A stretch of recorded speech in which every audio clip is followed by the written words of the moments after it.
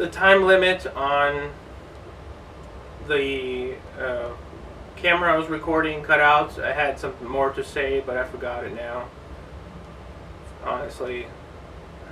But I watched some of the footage again, and I heard clicking sounds coming from the video, and I think that is on purpose from the camera with some sort of AI type technology.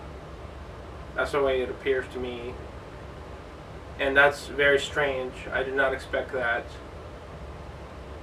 because I thought there were more people like me on Earth with my type of social boundaries.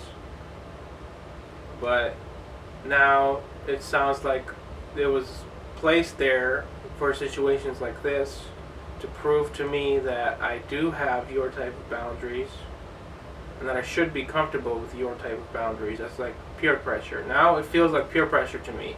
Before, in the past, it would have felt like such a betrayal that I want to punch you in the face. But now it feels like a betrayal from a lover's role. And so instead of a soldier's betrayal, it's a lover's betrayal. That's what it feels like hearing those clicks in the videos. And it's peer pressure to my mind to say that maybe my mind knew the 20-minute limit and it timed my thought process to be 20 minutes and then don't tell me about it, and then I'll be all surprised. But somewhere in the back of my mind, I knew about it, and society knew about it, and society is flexing on me, saying you're a freak if you think like that. But I don't feel like a freak, even knowing all this, because my social boundaries, from even a childhood age, felt natural, and it was felt genuine. As in, I wanted peace all my life. I wanted to be treated the same way I treat myself.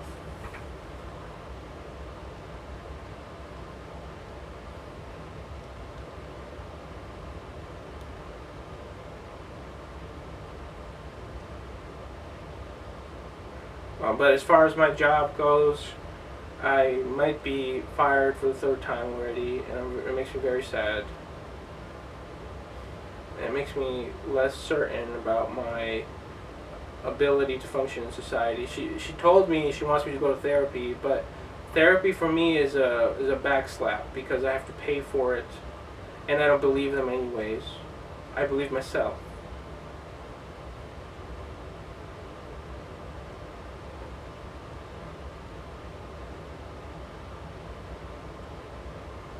So I feel like it's my duty to tell society I exist. That mental energy is mental.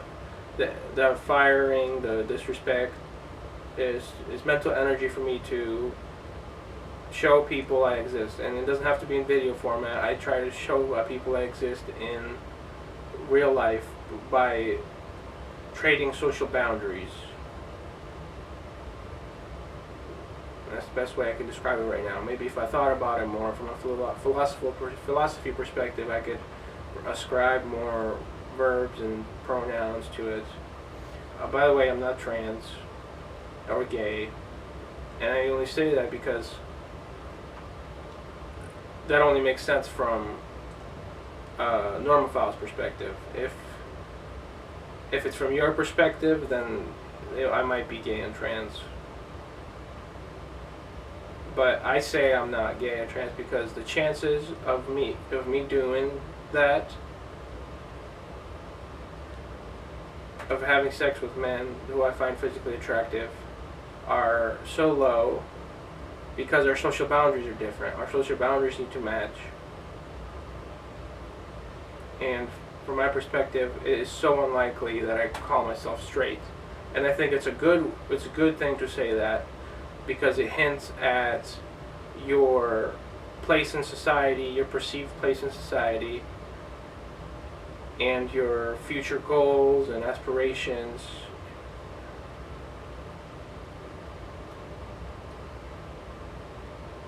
I think it's inappropriate to talk about too much about that with work, because it might be metaphors about work, or it might be metaphors about war. To me, placing different subjects next to each other implies there's some respect and disrespect on those two subjects going on.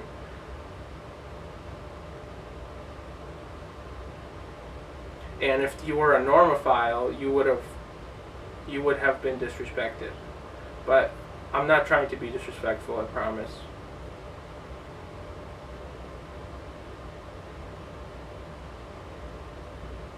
I know you don't believe me.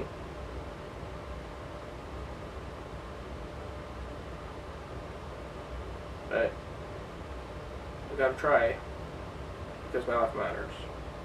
Your life matters too.